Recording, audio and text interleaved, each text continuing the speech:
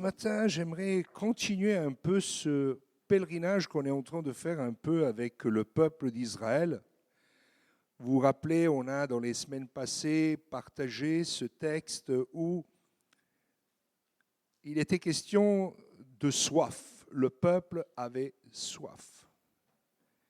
Et Dieu donnera le rocher des siècles qui va les accompagner tout le long du voyage. Dieu pourvoit à notre soif. Est-ce que vous le croyez, vous, ce matin? Je crois qu'encore le Seigneur continue de répondre en nous, non pas n'importe quelle marque d'eau, mais l'eau qui vient d'en haut, Jésus-Christ. Et dans la suite de l'histoire, le peuple se retrouve dans ce voyage. Et ce matin, j'aimerais avec vous lire le livre de l'Exode au chapitre 19, du verset 1 au verset 11. Exode, chapitre 19, verset 1 au verset 11. C'est une autre étape du voyage, parce qu'avec le Seigneur, oui, c'est super, on comprend qu'on a besoin de vivre une réelle repentance. Amen. On saisit qu'on a besoin aussi d'obéir à Dieu. Et le baptême, c'est aussi un acte d'obéissance. C'est un acte dans lequel nous décidons et nous choisissons de mourir à nous-mêmes pour renaître en Jésus-Christ. Amen. Mais ce n'est pas terminé.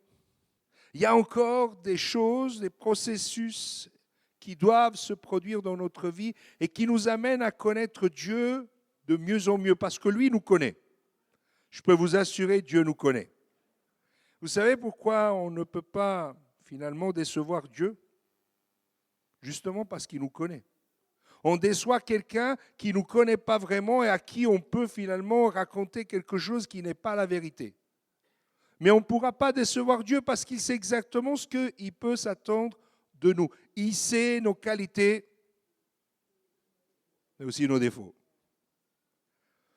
Et lorsque nous nous approchons de Dieu, parfois on peut venir avec des belles déclarations, comme Pierre a pu le faire. Seigneur, je serai avec toi, quoi qu'il arrive, ne t'inquiète pas, Pierre assure. Et quand ça a été le moment, Pierre est parti rapidement, parce que sa nature charnelle avait parlé, ce n'était pas véritablement encore le Pierre que Dieu avait transformé. Et parfois, nous aussi, on peut dire des choses à Dieu, mais c'est notre nature charnelle. Alors oui, on le désire profondément, mais on n'a pas pris la mesure de ce que ça veut dire. Vous savez, parfois on dit, Seigneur, brise-moi. Mais quand on vit le brisement, là, on a toutes les douleurs qui se réveillent. On dit, Seigneur, mais qu'est-ce qui m'arrive? Tu as demandé à être brisé, le Seigneur est en train de te briser. Oui, mais ça fait mal.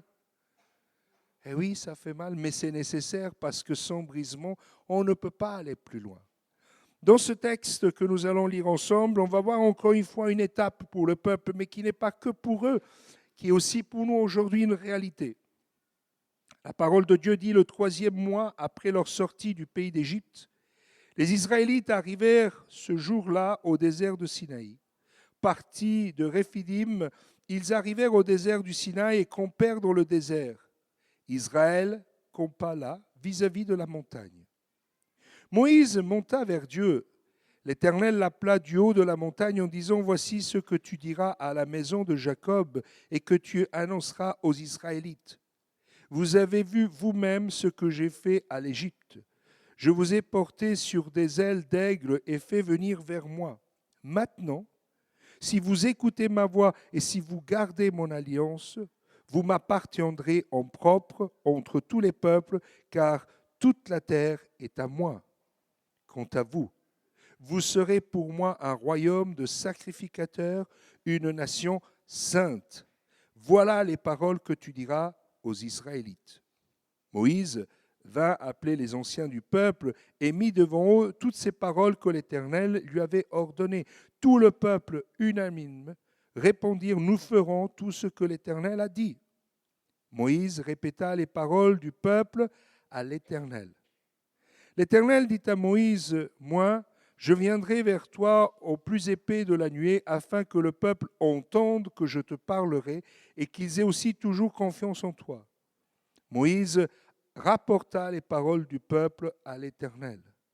L'Éternel dit à Moïse, « Va vers le peuple, sanctifie-le aujourd'hui et demain, qu'ils nettoient leurs vêtements, qu'ils soient prêts pour le troisième jour, car le troisième jour, l'Éternel descendra aux yeux de tout le peuple sur le mont Sinaï. Amen.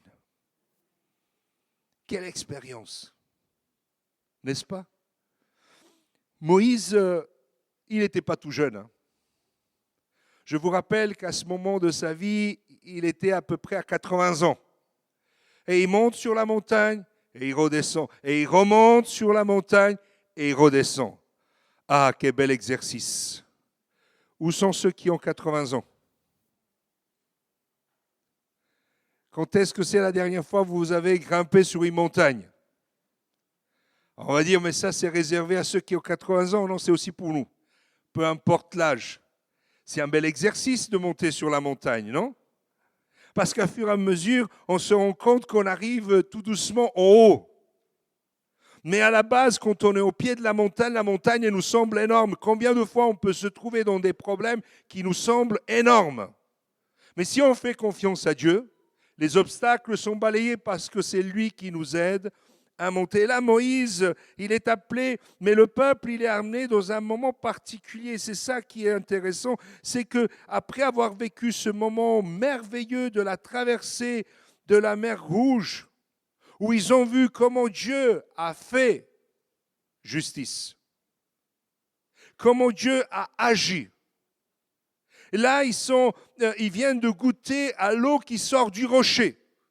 Moïse frappera le rocher et du rocher sortira de l'eau pour donner à boire à tout le peuple, mais aussi à tous les animaux qui avaient avec eux. Béni soit Dieu. Dieu pourvoit au-delà de nos attentes. Et là, le Seigneur les conduit finalement dans un désert. Dieu ramène son peuple d'expérience à expérience afin de tisser une relation forte et durable. Lorsque Dieu nous conduit dans des étapes, ce n'est pas pour seulement nous éprouver, mais c'est surtout pour nous former. Parce que Dieu sait où nous en sommes. Mais c'est à nous de comprendre où nous en sommes avec Dieu. Lorsque Dieu amènera son serviteur Abraham en lui disant « Je veux que tu me donnes ton fils, celui que tu aimes, tu vas le sacrifier. » Est-ce que Dieu connaissait la foi d'Abraham? Oui. Mais il fallait que Abraham comprenne où il en est, lui, dans sa foi avec Dieu.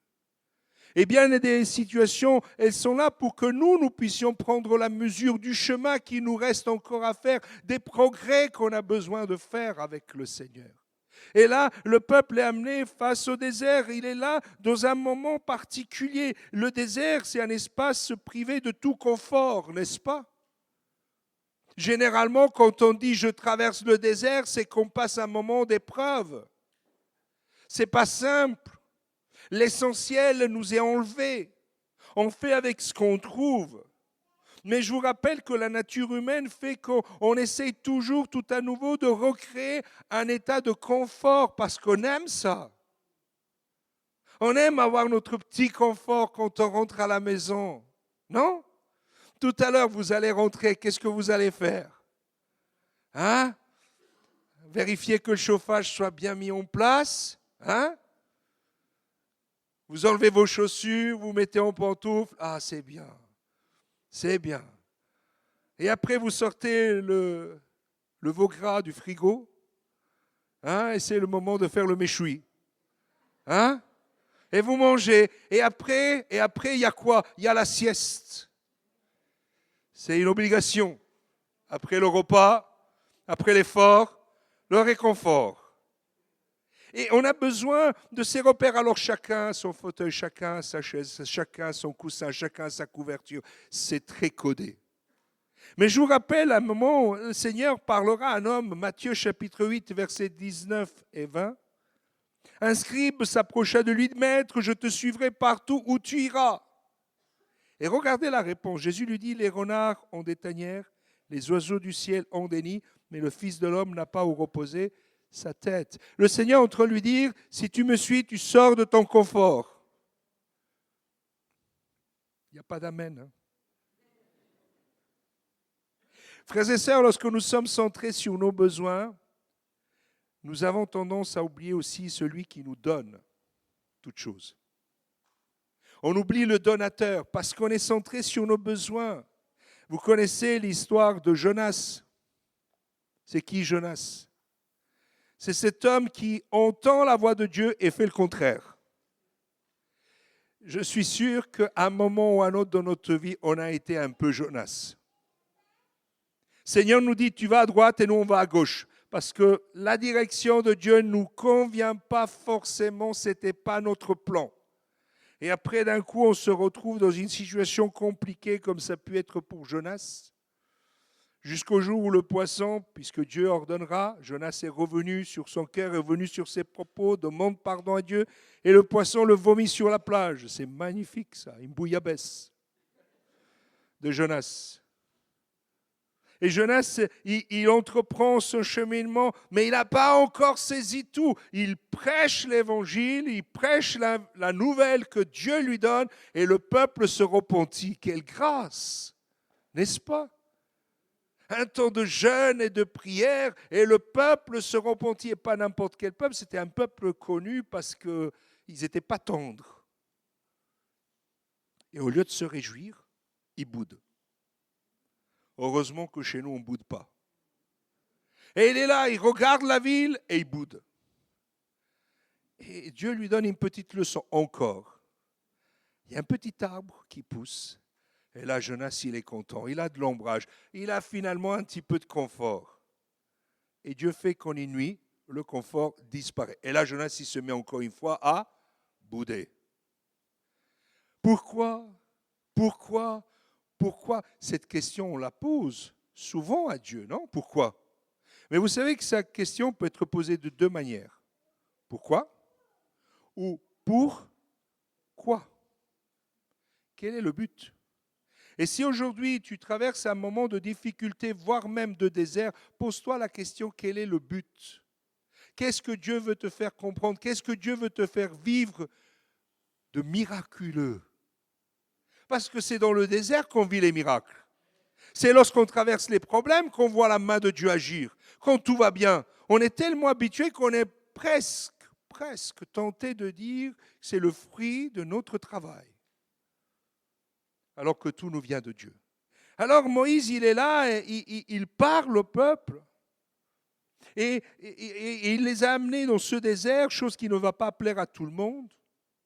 Mes frères et sœurs, nous avons besoin de revenir à l'essentiel, à la dépendance de Dieu, car c'est seulement là-bas qu'on va vivre le miraculeux. Toutes les expériences que j'ai pu entendre, tous les miracles que j'ai pu voir, constater, c'est parce que finalement on s'est abandonné à Dieu en disant « Seigneur, je n'ai pas d'autre solution, il n'y a que toi. Seigneur, il n'y a que toi. » Dans un lit d'hôpital, Seigneur, les médecins avaient dit « c'est terminé ». Mais il n'y a que le Seigneur. Je me rappelle d'un homme sur Besançon, les médecins lui avaient donné quelques semaines de vie. Cancer des poumons, il était en état grave. Et son épouse m'appelle et en pleine nuit, je pars à l'hôpital et je vais trouver cet homme, il venait de faire une embolie. Et je rentre dans cette chambre et il y avait sa fille qui pleurait déjà son père. Cette fille qui avait connu le Seigneur mais qui s'était éloignée de Dieu. Elle avait fait un choix. Elle avait choisi de s'attacher à un homme plus qu'à Dieu. Et là, elle reconnaissait sa faute, elle reconnaissait son erreur. Elle était dans la tristesse. Et le Seigneur a permis que je puisse discuter avec cette jeune femme. Et après, il est venu le moment de prier pour cet homme. Et je dis, Seigneur, que ta grâce soit sur lui. Vous savez, on n'a pas besoin de faire longue prière. Est-ce que vous croyez que Dieu sait ce qu'il avait besoin? Oui, amen. Oh, il n'y a pas besoin de faire quoi que ce soit. Seigneur, ta parole dit. Ta parole dit. Et le jour d'après, il ne trouvait plus l'embolie. Parce que ce que Dieu dit, Dieu le fait. Et cet homme sort de l'hôpital et le médecin qui avait diagnostiqué sa mort, il tournait les regards dans le couloir quand il le croisait parce qu'il a encore vécu des années. Et à chaque fois qu'il allait à l'hôpital, on l'appelait l'homme miracle. Et le médecin il disait, c'est pas possible que moi, un professeur, je me suis trompé. Mais avec Dieu. Y a-t-il des choses qui sont impossibles à Dieu? Amen. Alors que cette foi anime notre cœur. Et lorsque nous sentons que nous avons perdu tout ce qui était pour nous un repère, voire même une accroche, mais arrêtons de chercher des béquilles humaines, charnelles. Appuyons-nous sur le Seigneur. Amen. Et c'est là que le Seigneur veut les amener finalement. Et la parole de Dieu nous dit que nous avons besoin de ces moments isolés, ces moments où le silence se place autour de nous. Mais toi, quand tu pries, rentre dans ta chambre, ferme ta porte et prie ton Père qui est dans le lieu secret, et ton Père qui voit dans le secret te le rendra. Dieu soit béni pour le désert, même s'il n'est pas beau le désert, mais il est certainement nécessaire. Alors Moïse monte vers Dieu. C'est magnifique. L'Éternel l'appela du haut de la montagne. Moïse monte vers Dieu et nous avons nous aussi besoin d'apprendre à prendre de la hauteur avec Dieu. Lorsque nous restons dans la vallée, nous voyons que les problèmes. Mais lorsqu'on s'élève vers Dieu, on voit les solutions que Dieu a préparées. Lorsqu'on reste dans la vallée, c'est là où on voit que le combat, que les difficultés. On est là, on se plaint parce qu'on voit tellement de choses, mais on n'arrive pas à trouver de solution. Vous connaissez ce texte qui dit « D'où me viendra le secours me vient. » Mais qu'est-ce que je fais avant? Je lève les yeux. Amen. Je crois que Moïse, quand il entendait le peuple parler, bien des fois, il devait en avoir marre. Même s'il était l'homme le plus patient, il fallait beaucoup de patience. Est-ce que vous êtes patient? Oh là. Qui a dit oui? On aura un entretien, on verra ta patience. On a besoin de dire, Seigneur, apprends-moi à être patient. Déjà avec moi-même. Parce que des fois, on n'est pas patient avec nous-mêmes. On prie, on ne voudrait même pas avoir fini la prière, dit Amen, Seigneur, ça serait bien si ça descendait là maintenant, tout de suite. Mais Dieu n'est pas le fast-food, ce n'est pas un distributeur, c'est à nous de nous mettre au timing de Dieu. Ne devenons pas des enfants gâtés qui frappent des pieds dès qu'ils n'ont pas reçu le bonbon qu'ils ont demandé et hurlent dans le magasin. Non? On crie parce qu'on n'est pas content. Dieu est patient. Regardez ce texte. 2 Corinthiens chapitre 12, versets 2 à 7. Que se passe-t-il lorsque nous prenons de la hauteur? Et ce matin, certainement, nous en avons besoin pour tout ce qui touche à notre vie. Mais regardez, là, c'est l'apôtre Paul qui parle. Je connais un homme en Christ qui, voici 14 ans, était dans son corps, je ne sais. Était-ce hors de son corps? Je ne sais. Dieu le sait. Et il fut ravi jusqu'au 3e ciel. Et je sais que cet homme était dans son corps ou sans son corps, je le sais, mais Dieu le sait. Fut enlevé dans le paradis et qu'il entendit des paroles ineffables qui n'est pas permis à un homme d'exprimer. Est-ce qu'on a besoin, nous aussi, de vivre une telle expérience avec Dieu? Qu'à un moment, le Seigneur nous élève et nous permet d'entendre des choses qui dépassent tout entendement humain, qu'aucun homme sur cette terre, même le meilleur des prédicateurs, aurait pu nous apporter parce que c'est Dieu le meilleur prédicateur. C'est Dieu qui sait exactement où mettre la virgule, le point. C'est Dieu qui sait exactement ce dont nous avons besoin. Et il dira à l'apôtre Paul, je me glorifierai d'un tel homme, mais de moi-même je ne me glorifierai pas, sinon de mes faiblesses. Si je voulais me glorifier, je ne serais pas un insensé, car je dirais la vérité. Mais je m'en abstiens, de peur que quelqu'un ne m'estime au-dessus de ce qu'il voit et entend de moi, à cause de l'excellence de ses révélations. Lorsque Dieu nous parle, finalement, frères et sœurs, cette parole, elle a une telle valeur qui pourrait nous mettre dans la situation où c'est presque nous qui sommes porteurs de quelque chose. Aux yeux de tout le monde, on dit « Wow, la vie spirituelle qu'il a. Wow !» Un jour, dans une église, un jeune frère vient me voir, pasteur. Est-ce que Dieu vous a dit quelque chose pour moi? Non. Ah bon? Dimanche d'après, pasteur, Est-ce que Dieu vous a dit quelque chose pour moi? Deuxième dimanche, je dis, Seigneur, mais c'est quoi le truc? Troisième dimanche, je le vois arriver. Je dis, non, tout de suite, je te le dis. Par contre, il y a une chose qui est sûre. Toi, tu as besoin d'aller voir le Seigneur. Prie. Laisse que Dieu te parle.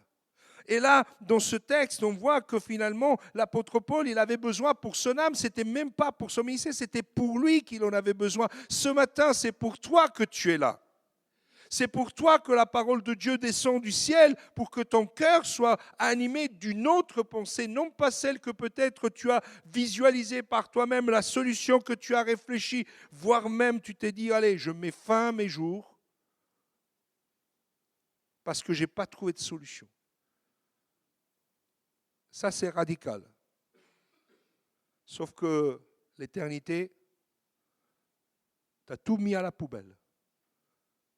Le Seigneur nous invite non pas à renoncer, mais à lui donner notre vie.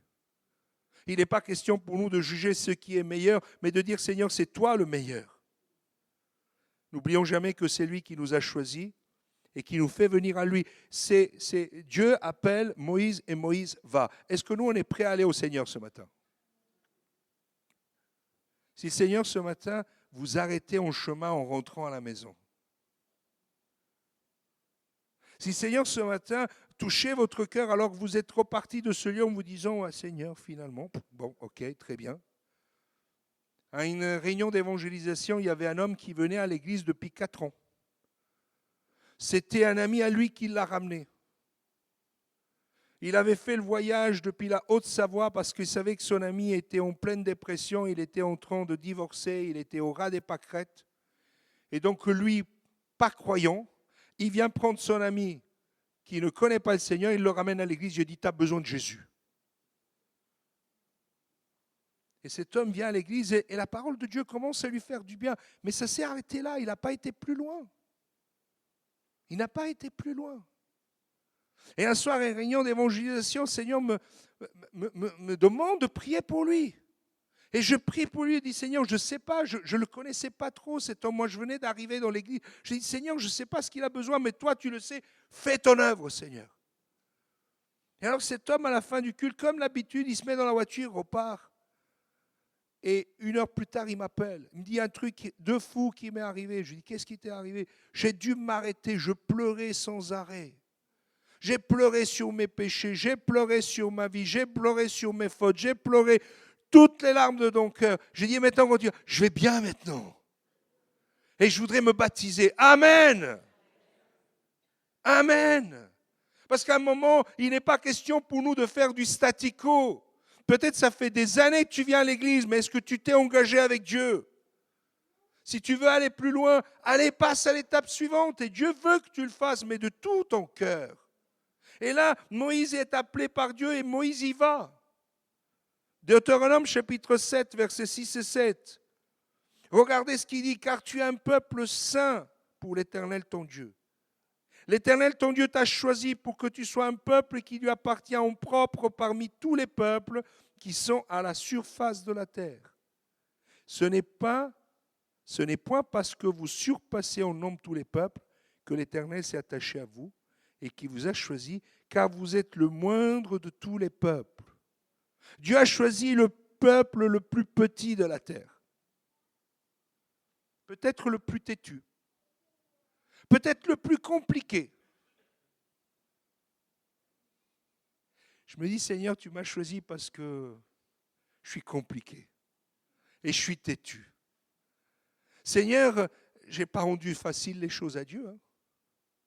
Mais Dieu est patient, vous savez, il a une patience incroyable. Et quand il nous aime, son amour nous bouleverse. Il nous plie. Il nous transforme. Il nous a choisis, il t'a choisi, il nous a choisis, c'est lui qui nous a appelés, ce n'est pas nous qui l'avons choisi en premier. Alors s'il nous a choisis, c'est que nous ne devons jamais oublier quel est le but que nous avons dans notre vie. Quelle est l'excellence et glorieuse appel que le Seigneur a placé dans notre vie pour que nous puissions agir comme lui le souhaite. 1 Pierre chapitre 2, versets 9 et 10. Vous, par contre, vous êtes une race élue, un sacerdoce royal, une nation sainte, un peuple racheté, afin d'annoncer les vertus de celui qui vous a appelé des ténèbres à son admirable lumière, vous qui autrefois n'étiez pas un peuple et qui maintenant êtes le peuple de Dieu, vous qui n'avez pas obtenu miséricorde et qui maintenant avez obtenu miséricorde. Merci Seigneur. Et là, on devrait pouvoir bonder le torse. Non? Seigneur, merci. C'est une grâce que Dieu ait plongé son regard sur nous. Ce n'est pas pour nous-mêmes, pour nous glorifier nous-mêmes, mais Seigneur, quel honneur de te connaître, quel honneur de te servir, quel honneur d'être cette nation sainte. Aide-nous, Seigneur, à marcher dans cette sanctification. Et lorsque Dieu dit ces choses, il dira finalement à Moïse, va préparer le peuple.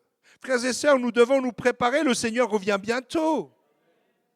On doit renoncer à tout ce qui n'est pas bon dans notre vie. Il y a parfois des choses qui se sont attachées à nous, mais ce n'est pas l'essentiel. L'essentiel n'est pas dans les choses de ce monde, l'essentiel c'est notre vie avec Christ. Et lorsque notre vie elle est vraiment en Christ, tout le reste perd toute sa valeur. Souvenez-vous, lorsque David est conscient de son péché, il demande à Dieu, enlève-moi tout, sauf ton esprit. Il était roi. Là, il aurait pu dire, Seigneur, c'est le gros lot. J'ai des soldats, j'ai des richesses. Il avait plusieurs épouses, le pauvre. Ah oui? S'il avait connu le vrai bonheur, il n'aurait pas eu besoin de tout ça. Et lorsque Dieu t'a donné la femme qu'il te fallait, lorsque Dieu t'a donné l'homme qu'il te fallait, bénis Seigneur, ne regarde pas ailleurs, au passage. Parce que regardez tous les problèmes qu'il s'est attirés. Et ce n'était pas que pour David. Les problèmes, ils sont aussi pour nous si on ne fait pas ce que Dieu attend de nous. Et là, dans le texte, il nous dit que David dit, Seigneur, prends-moi tout, sauf ton esprit. Il savait ce qui était l'essentiel. Alors le peuple répond unanimement, nous ferons tout ce que l'Éternel a dit. Et Moïse répéta les paroles du peuple à l'Éternel. Vous savez, c'est souvent le cas quand nous lisons les promesses de Dieu, nous disons toujours Amen. Non? Aux bénédictions de Dieu, nous disons toujours Amen. Bien souvent, nous savons rappeler à Dieu sa parole, tout en oubliant les nôtres, nos promesses, nos engagements. Bien souvent, nous oublions qu'à chaque promesse est rattaché aussi un engagement de notre part. Et lorsque les choses ne vont pas comme nous le voulons, nous sommes vite tentés de regarder en arrière. En Exode chapitre 16, il nous parle de ce peuple qui regarde et il dit « Mais on mangeait quand même des bonnes choses en Égypte. C'était pas si mal en Égypte. » C'est terrible, hein? 400 ans d'esclavage. Et ils disent toute la communauté des Israélites partit d'Élim pour arriver au désert de Sin, qui est entre Élim et le Sinaï, le 15 jours du second mois après la sortie du pays d'Égypte. Alors toute la communauté des Israélites murmura dans le désert contre Moïse et Aaron. Les Israélites leur dirent que nous sommes-nous pas morts pour la main de l'Éternel dans le pays d'Égypte, quand nous étions assis près des marmites de viande, quand nous mangeons pain à satiété. Ils ont oublié les coups de fouet, ils ont oublié les travaux forcés, ils ont oublié tout ce qu'ils avaient très vite. Ils regardaient en arrière. Vous avez déjà essayé de conduire en regardant que votre rétroviseur? C'est très dangereux, ne le faites pas. Parce que c'est sûr, vous allez vous prendre un mur. Et c'est la manière de vivre de ce peuple, frères et sœurs, que Dieu nous garde, de regarder toujours en arrière. Avant, c'était mieux. On a besoin d'avancer. On a besoin d'aller plus loin. Le Seigneur dira, quiconque met la main à la charrue et regarde en arrière n'est pas bon pour le royaume de Dieu. Alors Dieu dit à Moïse de sanctifier le peuple, de se préparer. Car le 3e jour, l'Éternel descendra au milieu de tout le peuple sur le mont Sinaï. Frères et sœurs, je crois que le retour du Seigneur est proche, plus proche que nous pouvons l'imaginer. Alors je crois qu'on doit s'encourager à être pur. Je dirais même, soyons purifiés, sanctifiés pour Dieu. Soyons ce peuple qui choisit d'entendre Dieu et de le servir de tout son cœur. Ne faisons pas l'erreur du peuple qui a dit à Moïse, va-toi et tu nous diras ce qui se passe. Parce qu'ils avaient peur. Vous savez, la crainte de Dieu doit être une prérogative des enfants de Dieu. Ça veut dire un saint respect de Dieu. Mais avoir peur de Dieu, c'est ceux qui doivent vivre, ceux qui vivent dans le péché, lorsqu'ils vont se présenter devant Dieu pour être jugés. Là, c'est normal que tu aies peur, parce que tu sais que le juge va juger. Non? Mais lorsque tu marches dans la sainte crainte, tu n'as pas à avoir peur. Tu es tranquille. Tu sais que tu es dans la bonne direction. Alors sommes-nous prêts, frères et sœurs, à rencontrer le Seigneur? Qui croit que Jésus revient bientôt? On n'a pas la date. On est d'accord? Donc il faut être prêt dès à présent. Avant de rentrer à la maison, mettre ses chaussons, allumer le chauffage, sortir le méchoui. Bien avant. Avant de penser à tout ce qui nous attend cet après-midi. Avant de se dire, avant d'aller à la réunion d'évangélisation cet après-midi, je veux être déjà prêt. Et si le Seigneur venait pendant la réunion d'évangélisation?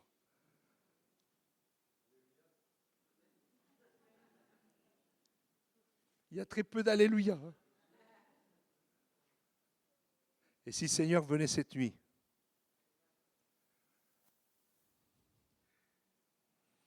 On lit un dernier texte. Matthieu chapitre 24, versets 30 à 44. Il est question pour nous de nous préparer. Nous préparer jour après jour et dire, Seigneur, j'ai encore besoin que tu me purifies. Seigneur, j'ai encore besoin que tu changes mon caractère. Seigneur, je suis déjà doux et humble et fier de l'être. Mais Seigneur, rends-moi encore plus humble pour que la fierté s'en aille. Parce que très souvent on dit, Seigneur, heureusement je suis là. Ah, si je n'étais pas là. Mais bon, Seigneur, tu m'as choisi, tu as eu raison, Seigneur. Tu as eu raison, je comprends. Le Seigneur est venu nous chercher dans les caniveaux. Soyons vrais. Il est venu nous chercher au fin fond du fossé. Là où on était sur le bas-côté, souffrant par les coups qu'on avait pris, par le voleur de nos âmes. Le Seigneur nous a pris avec lui, a pris soin de nous soigner. Il a payé notre dette. Et je crois que juste ça, sans énumérer tout le reste, juste ça devrait nous amener à dire, Seigneur, donne-moi d'être prêt. Je veux être avec toi dans le ciel. Seigneur, j'attends ce son de la trompette. Seigneur, je désire être dans ta présence et louer le Seigneur. Ah, Seigneur, quel merveilleux moment. Alors la parole de Dieu dit, alors le signe du Fils de l'homme paraîtra dans le ciel. Toutes les tribus de la terre se lamenteront. Elles feront le Fils de l'homme venir sur la nuée du ciel avec beaucoup de puissance et de gloire. Il enverra ses anges avec la trompette retentissante et ils rassembleront ses élus des quatre vents depuis une extrémité des cieux jusqu'à l'autre. Recevez l'enseignement de la parole du figuier. Dès que ses branches deviennent tendres et que les feuilles poussent, vous savez que l'été est proche. De même, vous aussi, quand vous verrez tout cela, sachez que le Fils de l'homme est proche, à la porte. En vérité, je vous le dis, cette génération ne passera point que tout cela n'arrive. Le ciel et la terre passeront, mais mes paroles ne passeront point, dit la parole du Seigneur. Pour ce qui est du jour et de l'heure, personne ne les connaît, ni les anges des cieux, ni le Fils, mais le Père seul. Comme au jour de Noé, ainsi en sera-t-il à l'avènement du Fils de l'homme. Car dans le jour qui précède le déluge, les hommes mangeaient, buvaient, se mariaient et mariaient leurs enfants jusqu'au jour où Noé entra dans l'arche. Et ils ne se doutèrent de rien jusqu'à ce que le déluge vienne et les emporte tous. Il en sera de même à l'avènement du Fils de l'homme. Alors, de deux hommes qui seront dans un champ, l'un sera pris et l'autre laissé. De deux femmes qui moudront à la meule, l'une sera prise et l'autre laissée. Veillez donc, puisque vous ne savez pas quel est le jour où votre Seigneur viendra. Sachez-le bien, si le maître de la maison savait à quelle veille de la nuit le voleur doit venir, il veillerait et ne se laisserait pas percer sa maison. C'est pourquoi vous aussi, tenez-vous prêts, car le Fils de l'homme viendra à l'heure où vous n'y penserez pas. Tout ce que nous voyons, tout ce que nous entendons à la télévision, au journal, la Bible nous le dit, non? Il y a des guerres qui se préparent, et pourtant, de l'autre côté, on crie la paix.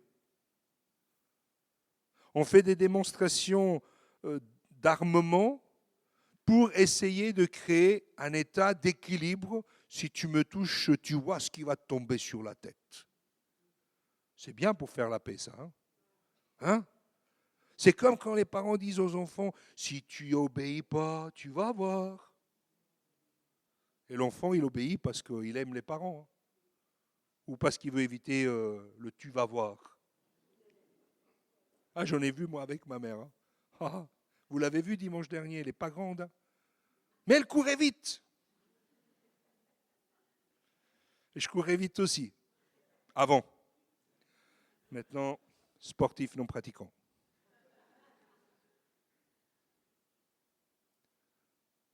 Sommes-nous prêts? Mon frère, ma sœur, est-ce que ton foyer est prêt? Est-ce que tes enfants sont prêts?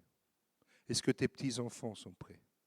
Je crois qu'on doit, frères et sœurs, crier à genoux, dire Seigneur, touche le cœur de nos enfants. Seigneur, touche le cœur des conjoints qui sont encore inconvertis. Quand il dit l'un sera pris, l'autre laissé, c'est pas que Dieu choisit que 50%, c'est pas ça. Mais il est question de celui qui a cru et celui qui n'a pas cru. Dans un autre des évangiles, il est question de deux dans un lit, l'un sera pris, l'autre sera laissé. Mais combien sera merveilleux de se retrouver ensemble dans le ciel, non? Est-ce qu'on peut prier pour dire, Seigneur, fais que ma famille soit prête. Seigneur, fais que mon foyer soit prêt, Seigneur. Seigneur, je désire le salut de mes enfants. Seigneur, fais qu'ils soient prêts, Seigneur. Tu reviens bientôt et moi aussi, Seigneur. Je ne veux pas juste me centrer sur moi-même, Seigneur, mais aussi que mon voisin soit prêt. Alors je vais lui parler du Seigneur. Et je lui dis, tu sais, à 5h30, on a une super réunion d'évangélisation. Viens avec moi. Et après, je t'offre un kebab. Pourquoi pas? Non? Pourquoi pas? Lui t'attend, on a invité les gens au culte le matin et après on les prenait à midi à la maison. Non? Ça s'est fait ça déjà. Non ou pas? Et parfois on est venu à l'église, on voit quelqu'un rentrer et dit t'as de quoi manger ce soir? Non, viens à la maison. Et là on lui parle de toutes les grâces que Dieu accorde. Tout ce que Dieu fait. Parce que Dieu est bon. Parce que Dieu est miséricordieux. Parce que Dieu est fidèle encore aujourd'hui, il peut parler au cœur de ton voisin, de ton ami. Mais pour qu'il soit attiré par ce que tu lui dis, il a besoin de le voir déjà en toi. Est-ce que tu vis la paix de Dieu? Est-ce que tu entends Dieu te parler? Si ce n'est pas le cas, je te dirai, je me dis à moi-même, Seigneur, ramène-moi à nouveau un peu dans le désert. Laisse-moi mettre de côté tout ce qui ne sert à rien. Prochainement, on a un temps de jeûne et prière. Moi, je ne veux pas que ça devienne une habitude. Je vous invite à faire quelque chose ce dimanche, jeûne et prière. Jeûnez de ça. Éteignez votre téléphone ce jour. Éteignez votre tablette. Prenez votre Bible. Ne laissez pas le monde venir encore une fois, parce qu'on est tous tentés de prendre le téléphone. Moi, je le vois depuis ici. Il n'y a pas que les enfants qui viennent avec le smartphone de papa. Il y a aussi les papas qui viennent avec le smartphone des enfants. Et dès qu'il y a quelque chose, ça vibre. Attends, il faut que je voie. Mais le Seigneur ne va pas te parler par ça. Ouvre la porte de ton cœur. Dis, Seigneur, parle-moi. Le Seigneur a fait grâce il y a 2 ans en arrière. On est parti en vacances et on s'est trouvé dans un petit village de montagne où le réseau téléphonique ne passait pas. Ah, mon fils était au bout de sa vie. Il n'en pouvait plus. Terrible. Papa, Il n'y a pas de signal. Et ma femme me disait, yes. Alors on sortait et montait sur un rocher pour voir s'il pouvait avoir un peu de signal. Rien. Où est l'eau? Et si on faisait le vide de tout ce qui ne sert à rien? Peu importe l'âge que tu as, peu importe le moment où tu es dans ta vie, tu as besoin d'entendre Dieu te parler. Pour la décision que tu dois prendre, pour le choix que tu dois faire, tu as besoin d'entendre la voix de Dieu. On a besoin d'entendre la voix de Dieu.